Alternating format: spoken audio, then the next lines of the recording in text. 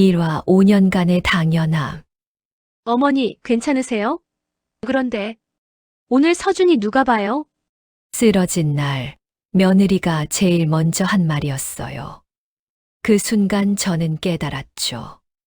아, 내가 이 집에서 정말 무엇이었는지를요.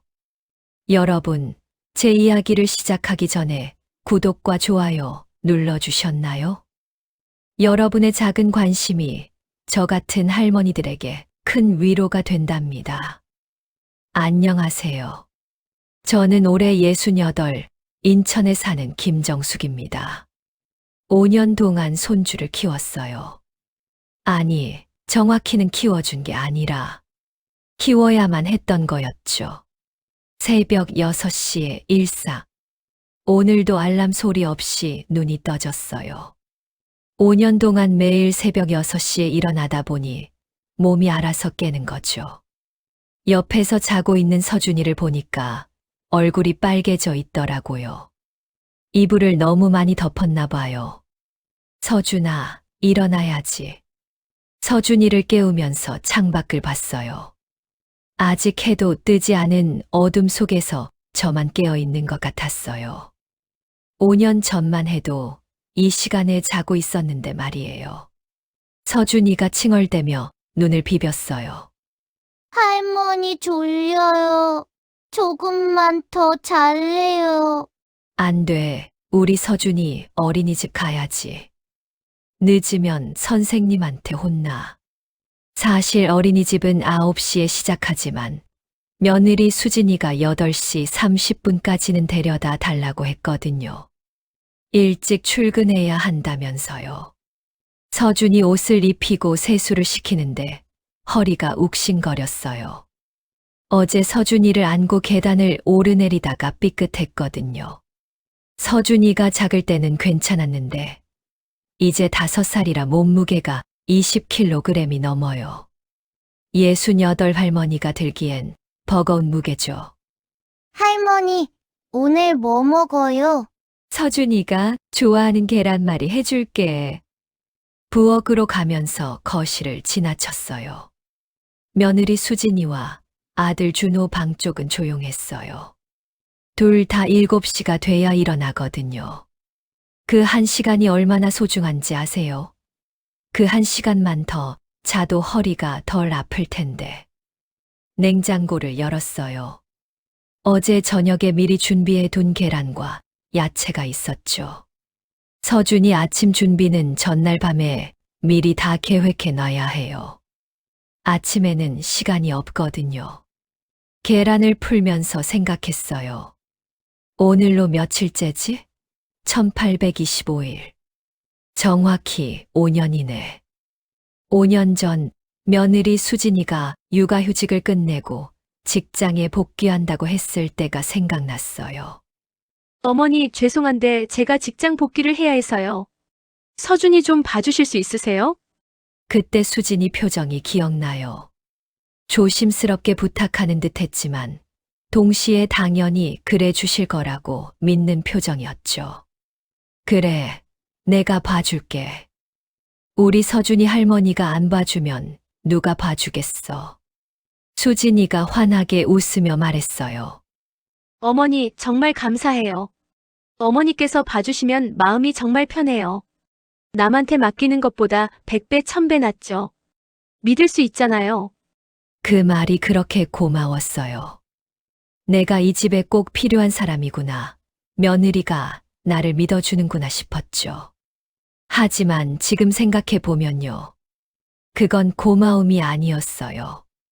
공짜 베이비시터를 구한 안도감이었던 거죠. 계란말이를 접시에 담으면서 서준이를 불렀어요. 서준아, 밥 먹자. 서준이가 쪼르르 달려와서 식탁에 앉았어요. 포크로 계란말이를 찍어 먹으면서 흔들흔들 다리를 흔드는 모습이 귀여웠어요. 할머니, 이거 맛있어요. 할머니가 해주는 게 제일 맛있어요. 그래? 우리 서준이 많이 먹어? 이런 순간만큼은 정말 행복했어요. 손주가 제가 해준 밥을 맛있게 먹는 모습을 보는 건 정말 큰 기쁨이거든요. 하지만 그 기쁨도 잠시, 시계를 보니 벌써 7시 30분이었어요. 서준아, 빨리 먹어야 해. 어린이집 가야지. 급하게 밥을 먹이고 서준이 가방을 챙기고 물통에 물을 담고 여벌 옷을 챙기고 매일 아침 이 루틴을 5년 동안 반복했어요. 그때 며느리 수진이가 방에서 나왔어요. 깔끔하게 정장을 차려입고 화장도 완벽하게 하고요. 어머니, 아침 드셨어요? 오늘 제가 좀 일찍 나가야 해서요. 서준이 어린이집 데려다 주실 거죠? 응, 그럴게. 아, 그리고 어머니. 오늘 서준이 영어 학원도 있어요. 4시에 픽업해서 5시까지 학원 데려다 주셔야 해요. 어린이집 픽업이 2시 30분인데 4시에 또 나가야 해? 네, 죄송해요. 제가 오늘 야근이라서요. 어머니, 괜찮으시죠? 괜찮냐고 물어보지만 사실 대답은 정해져 있었어요. 제가 안 괜찮다고 해도 결국 제가 해야 하니까요. 그래, 알았어. 수진이가 현관으로 향하면서 덧붙였어요. 아, 저녁도 좀 일찍 해주세요. 애들 7시까지는 먹어야 하거든요. 그 말을 듣고 저는 속으로 한숨이 나왔어요. 저녁까지. 오늘도 밤 10시는 돼야 쉬겠네. 서준이 손을 잡고 현관을 나섰어요. 계단을 내려가는데 무릎이 시큰거렸어요. 요즘 날씨가 추워져서 관절이 더 안 좋아진 것 같아요. 서준아, 천천히 가자. 할머니, 무릎 아파. 할머니, 괜찮아요?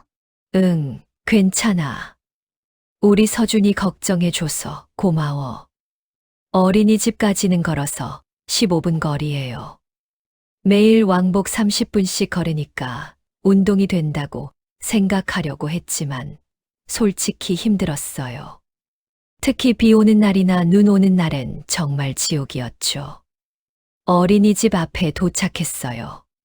다른 아이들도 하나둘 도착하고 있었어요. 그런데 다른 아이들은 대부분 엄마 아빠 손을 잡고 왔더라고요. 선생님이 서준이를 맞이하며 말했어요. 서준이 왔네. 할머니, 오늘도 수고 많으셨어요. 아이고, 괜찮아요. 요즘 할머니들이 손주 많이 돌봐주시더라고요. 그래도 힘드시죠? 뭐, 할만해요. 할만하다고 했지만 사실 그렇지 않았어요. 하지만 힘들다고 말하면 뭐가 달라지나요? 아무것도 달라지지 않아요. 서준이를 교실에 데려다 주고 돌아서는데 서준이가 뒤에서 소리쳤어요. 할머니, 오늘도 픽업하러 와줘요. 그럼 할머니가 꼭 올게. 교실 문을 닫고 나오는데 복도에서 다른 할머니 한 분을 만났어요. 저처럼 손주를 데려다 주고 나가시는 분이었어요. 손주 봐주시나 봐요. 네, 5년째요. 저는 3년째인데 벌써 허리가 나갔어요. 베이비시터 하나 구하면 한 달에 200만 원은 넘게 든다던데 우리는 공짜로 하고 있으니 차 쪼개지는 거죠 뭐. 그 할머니가 쓴웃음을 지으며 말했어요. 저도 따라서 웃었지만 웃음이 나오지 않았어요. 200만 원. 5년이면 1억이 넘는데 그 생각을 하니까 갑자기 가슴이 답답해졌어요. 어린이집에서 집으로 돌아오는 길은 항상 조용했어요. 서준이가 없으니 아무도 제게 말을 걸지 않았죠. 그냥 투명인간처럼 거리를 걸었어요. 집에 도착해서 문을 열었어요. 텅 빈 집이 저를 맞이했어요. 며느리와 아들은 이미 출근했고 서준이는 어린이집에 있고 거실 소파에 앉아서 한숨을 쉬었어요. 허리가 아파서 등받이에 기대니까 조금 나았어요. 2시 30분까지는 시간이 있네. 뭘 하지? 빨래를 해야 하고 청소도 해야 하고 저녁 준비도 미리 해야 하고 할 일은 많았어요. 하지만 잠깐만이라도 쉬고 싶었어요. 딱 10분만이라도요. 소파에 누워서 천장을 바라봤어요. 천장에는 작은 거미줄이 있었어요. 청소할 때 놓친 거였나 봐요. 저 거미줄처럼 저도 이 집 어딘가에 걸려 있는 것 같았어요. 그때 핸드폰이 울렸어요. 며느리 수진이었어요. 어머니, 오늘 저녁 된장찌개 해주실 수 있으세요? 서준이가 요즘 된장찌개 좋아하거든요. 아, 그리고 반찬도 좀 더 만들어주세요. 냉장고에 반찬이 떨어졌어요. 알았어. 감사해요, 어머니. 그럼 저 바빠서 끊을게요. 전화가 끊겼어요. 고맙다는 말은 했지만 그게 진심으로 들리지 않았어요. 그냥 습관처럼 하는 말 같았어요. 저는 다시 일어나서 부엌으로 갔어요. 된장찌개를 끓이려면 재료를 사러 마트에 가야 했어요. 10분도 못 쉬었네. 오후 픽업과 학원, 시계를 보니 벌써 2시였어요. 서준이 픽업 시간이 다가오고 있었죠. 허리가 아팠지만 다시 나갈 준비를 했어요. 어린이집에 도착하니 서준이가 환하게 웃으며 뛰어왔어요. 할머니, 오늘 그림 그렸어요. 선생님이 잘 그렸대요. 그래? 우리 서준이 대단하네. 서준이를 데리고 집으로 오는 길에 서준이가 말했어요. 할머니, 배고파요. 간식 먹을래요? 집에 가서 먹자. 할머니가 맛있는 거 줄게. 집에 와서 서준이에게 과일을 깎아줬어요. 서준이가 사과를 먹으면서 물었어요. 할머니는 안 먹어요. 할머니는 괜찮아. 서준이 많이 먹어. 사실 저도 배가 고팠어요. 점심을 제대로 못 먹었거든요. 하지만 서준이 먼저 챙겨야죠. 3시 30분이 되자 서준이를 다시 데리고 나갔어요. 영어 학원까지는 버스를 타고 가야 했어요. 버스 안에서 서준이가 제 무릎에 앉아 있었어요. 무거웠지만 참았어요. 서준이가 편해 보였거든요. 학원에 도착해서 서준이를 데려다 주고 나오는데 학원 원장님이 말했어요. 할머니, 오늘도 수고 많으셨어요. 서준이 요즘 영어 실력이 많이 늘었어요. 그래요? 다행이네요. 역시 할머니가 케어를 잘해주셔서 그런 것 같아요. 요즘 맞벌이 부부들은 아이 케어가 안 되는데 서준이는 할머니가 계셔서 좋겠어요. 그 말이 칭찬처럼 들렸지만 동시에 무겁게 느껴졌어요. 내가 케어를 잘한다고. 집으로 돌아와서 저녁 준비를 시작했어요.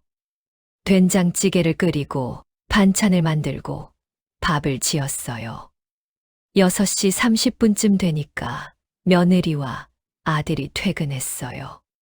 서준이는 학원에서 7시에 끝나니까 아들 준호가 픽업하러 갔어요. 수진이가 식탁에 앉으며 말했어요. 어머니, 오늘 뭐 하셨어요? 서준이 어린이집 데려다주고 픽업하고 학원 데려다주고 저녁 준비했지. 아, 오늘도 고생 많으셨어요. 그 말을 들으면서 생각했어요. 고생 많았다는 말. 5년 동안 몇 번이나 들었을까.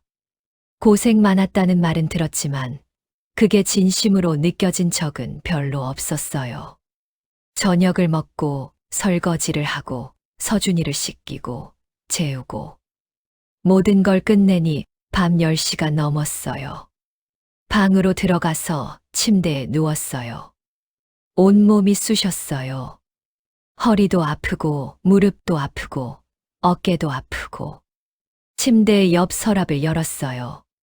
그 안에는 미키마우스 인형이 있었어요. 서준이가 4살 때 처음으로 저한테 선물한 거예요. 할머니, 이거 할머니 줄게요. 할머니 좋아하는 미키마우스예요. 그때 얼마나 감동했는지 몰라요.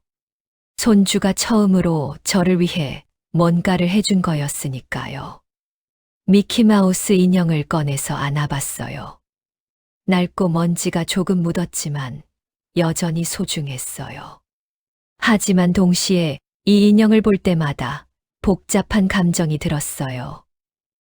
나는 서준이를 정말 사랑하는 걸까? 아니면 서준이 때문에 여기 묶여 있는 걸까? 그 질문에 답을 할 수 없었어요. 불을 끄고 눈을 감았어요. 내일도 똑같은 하루가 기다리고 있을 거예요.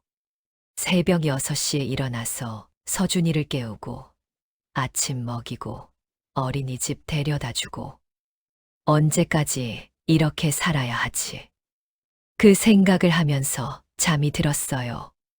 다음 2화에서는 병원 대기실에서 정숙이 듣게 되는 충격적인 진실과 며느리의 실수로 보내진 카톡 메시지가 공개됩니다. 어머니가 봐주셔서 베이비시터 비용 엄청 아끼고 있어. 키읔키읔. 과연 정숙은 이 메시지를 보고 어떤 선택을 하게 될까요?